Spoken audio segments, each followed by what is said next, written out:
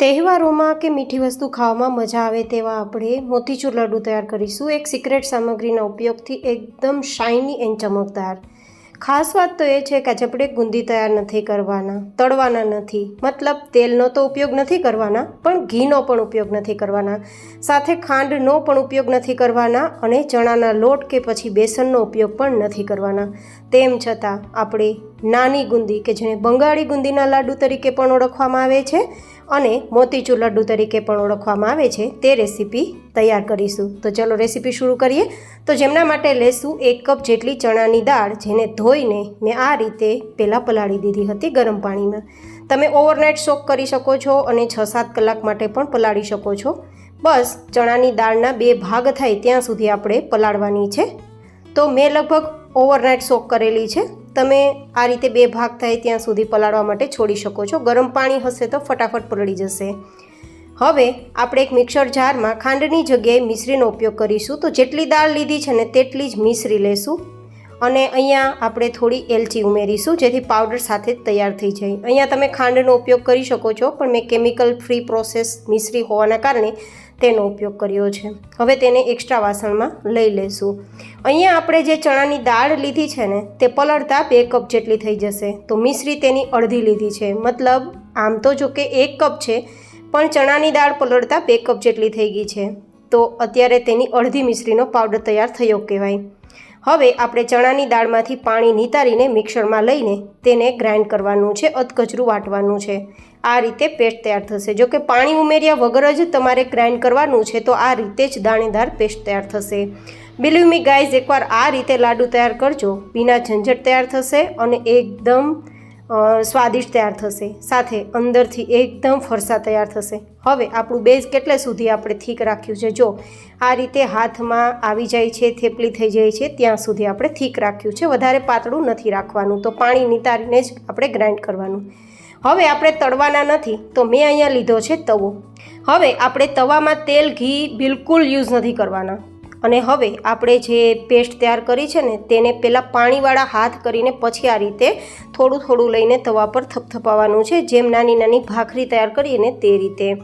તો એકદમ નાની નાની ભાખરી તૈયાર કરવાની છે, જેટલી સમાય તેટલી। જોકે મોટી પણ તૈયાર કરી શકો, પણ બહુ મોટી હશે તો ઉથલાવામાં થોડો પ્રોબ્લેમ થશે, કારણ કે આમાં આપણે તેલ ઘીનો ઉપયોગ નથી કર્યો અને હાથમાં ના ચીપકે તેના માટે પહેલાં હાથને ભીનો કરવાનો છે, તેલથી ઘીથી ચીકણી કરવાની જરૂર નથી। તો આ રીતે પછી તમે વચ્ચે કાણા પણ કરી શકો છો, જેથી આપણી નાની નાની ભાખરી ફૂલે નહીં, અંદરથી ક્રિસ્પી થાય અને પરિણામે એકદમ સરસ મજાની બુંદી જેવો તેનો પાવડર તૈયાર થાય।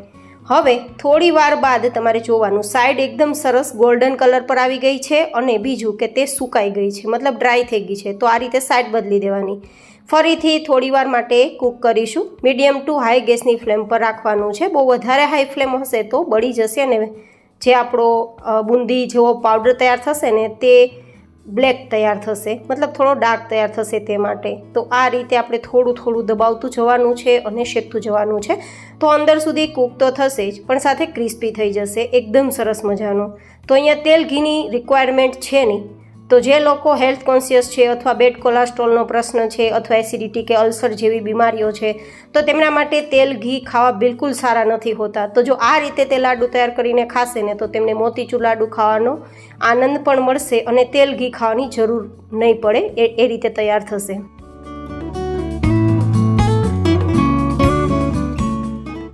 તો હવે આ રીતે બધી જ આપણી નાની નાની ભાખરી તૈયાર થઈ ગઈ છે। તો નીચે લઈને પહેલાં તેને પરફેક્ટ ઠંડી કરવાની છે। ઠંડી થઈ ગયા બાદ હું તમને બતાવું કે આરામથી તેના ટુકડા પણ થઈ જાય છે અને આ રીતે મસળતા ભૂકો પણ થઈ જાય છે।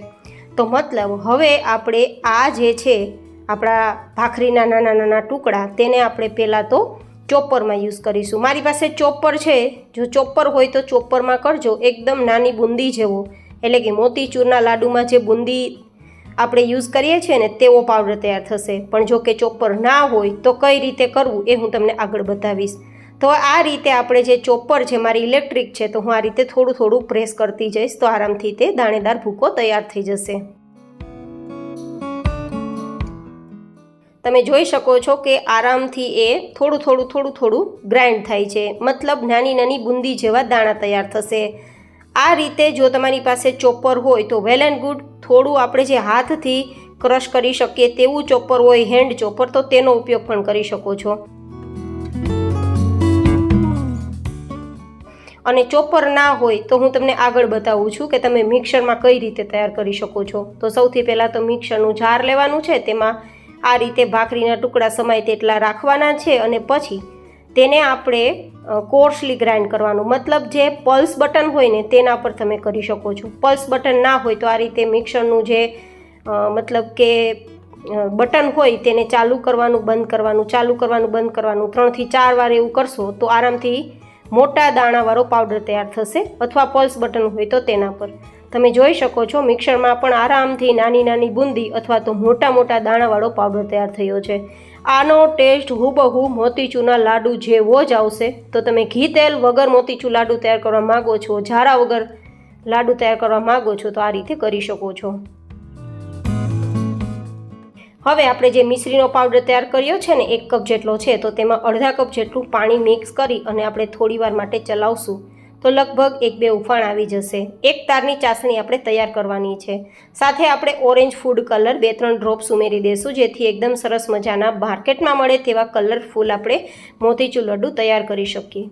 બસ આ રીતે આપણે ચલાવવાનું છે. આપણે જે એલચી સાથે ઉમેરેલી હતી ને તેમાં ફોતરા હતા, તો અત્યારે જો આ ચાસણીમાં બધા જ ફોતરા ઉપર દેખાય છે, પણ જેમ જેમ ચાસણી ઉકળશે તેમ ફોતરા સાઈડમાં આવી જશે. તો આ રીતે તમે ફોતરાને પણ કાઢી શકો છો, જેથી મેં ચાળવાની ઝંઝટ નહોતી કરી.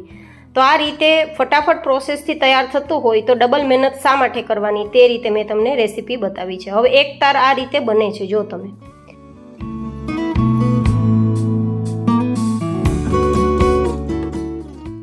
બસ 1 તાર બને પછી ગેસની ફ્લેમ બંધ કરી દેવાની છે અને બધો જ જે આ આપણો નાની નાની બુંદી જેવો મોટા દાણાવાળો પાવડર છે તે મિક્સ કરી દઈશું. તમે જોઈ શકો છો ગેસની ફ્લેમ ચાલુ નથી. ચાલુ રાખશો તો એકદમ કડક લાડુ તૈયાર થશે. જે મોતીચૂરના લાડુ એકદમ સોફ્ટ એન્ડ શાઇની હોય છે ને તેવા નથી થતા. તો આ રીતે મિક્સ કર્યા બાદ એક સિક્રેટ સામગ્રી ઉમેરીશું, જે જનરલી કંદોઈ ઉમેરતા હોય છે, પણ મેં અહીંયા ટ્વિસ્ટ કર્યું છે. સૌથી પહેલાં તો ડ્રાયફ્રૂટ્સની ઈચ્છા હોય તો મિક્સ કરી શકાય. મેં થોડા પિસ્તા મિક્સ કર્યા છે. અહીંયા સિક્રેટ સામગ્રી ઉમેરીશું 1 ચમચી જેટલું મધ. જનરલી માર્કેટની અંદર કંદોઈ ઉમેરે છે તે છે ગ્લુકોઝ સિરપ, પણ ગ્લુકોઝ સિરપ છે તે એટલી હેલ્ધી પણ નથી હોતી અને આપણે દરેક વ્યક્તિઓ પાસે અવેલેબલ પણ નથી હોતી, મેળવવી થોડી મુશ્કેલ થઈ જતી હોય છે. તો મેં અહીંયા મધનો ઓપ્શન સિલેક્ટ કર્યો છે, જે થોડું હેલ્ધી પણ હોય છે અને સાથે શાઇની આપવાનું કામ પણ કરશે. કારણ કે આપણે લાડુમાં ઘી તેલનો ઉપયોગ નથી કર્યો ને, તો લાડુ ઉપર શાઇનિંગ નહીં આવે, તો તેમના માટે આપણે મધનો ઉપયોગ કર્યો છે. પણ મધ ઉમેર્યા પછી ગેસની ફ્લેમ ચાલુ ના રહેવી જોઈએ. માત્ર હળવું ગરમ મિશ્રણ હોય ત્યારે મધ ઉમેરવાનું છે, કારણ કે આયુર્વેદ છે ગરમ મધને ખાવાની ના પાડે છે. તો આ રીતે થોડું મિશ્રણ હળવું ગરમ હોય ત્યારે મિક્સ કરી નીચે લઈ મનપસંદ લાડુ બનાવીશું. અને પછી જો સિલ્વર વર્ક ઓરિજિનલ હોય તો સજાવી શકો, અધરવાઇઝ ઓપ્શનલ છે, સ્કીપ કરી શકો. પિસ્તાથી ગાર્નિશ કરી અંદરથી તમે જો નાની નાની બુંદી જેવો એટલે કે મોતીચૂરના લાડુ જેવું ટેક્સચર છે અને ટેસ્ટ તો હુબહુ મોતીચૂર લાડુ જેવો છે. તો તમને મારું આ ટ્વિસ્ટ સાથે રેસીપી કેવી લાગી એ કોમેન્ટમાં જરૂર બતાવજો. ફરી મળીશું એક નવી જેન હેલ્ધી રેસીપી સાથે. ત્યાં સુધી stay healthy and stay happy.